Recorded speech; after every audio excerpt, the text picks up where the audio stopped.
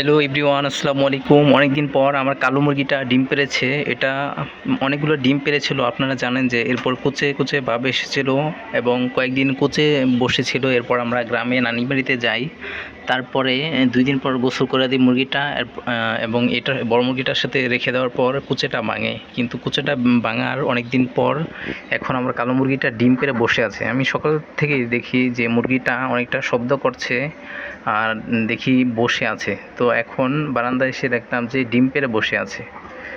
দেখুন, ডিমটা যাতে বড় মুরগিটা না খায় তার জন্য কালো মুরগিটা ডিম পেড়ে এবং বসে আছে। দেখুন কত যত্ন।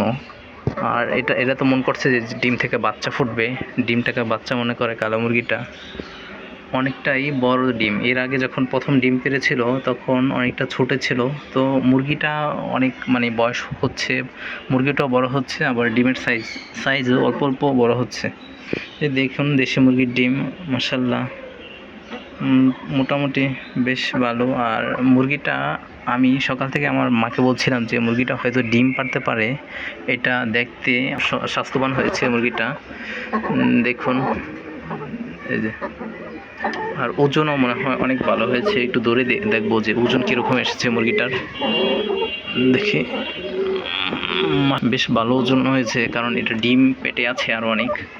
আর কালকে বাসায় মেহমান এসেছিলো, তার জন্য এই ময়লাগুলো পরিষ্কার করতে পারিনি। আর না হয় আমি প্রত্যেক দিন এগুলো পরিষ্কার করি, পরিষ্কার না করলে অনেকটা দুর্গন্ধ ছড়িয়ে যায়। তো একটু পরে আমি এগুলো পরিষ্কার করে ফেলবো। আর আমার কবুতরের যে বাচ্চাগুলো আছে সেইগুলো অনেকটা বড় হয়ে গিয়েছে। এই যে বাচ্চাগুলো দেখতে পাচ্ছেন, এই যে বসে আছে বাচ্চাগুলোর পাশে। আর এই জোড়াটার 2টা ডিম পেড়েছে, প্রায় 8 থেকে 9 দিন হবে।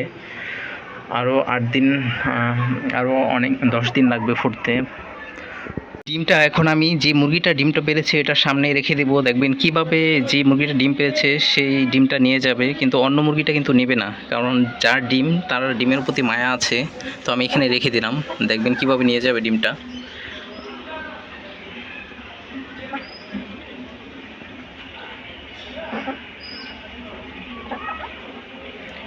এই যে দেখতে পাচ্ছেন যার ডিম সে কিন্তু নিয়ে যাচ্ছে। কালো মুরগিটা ডিম পেড়েছে, এটা হলো খাঁটি দেশি মুরগি, আর এটা বড়টা হলো সোনালী মুরগি, অনেক বড় মুরগি এটা।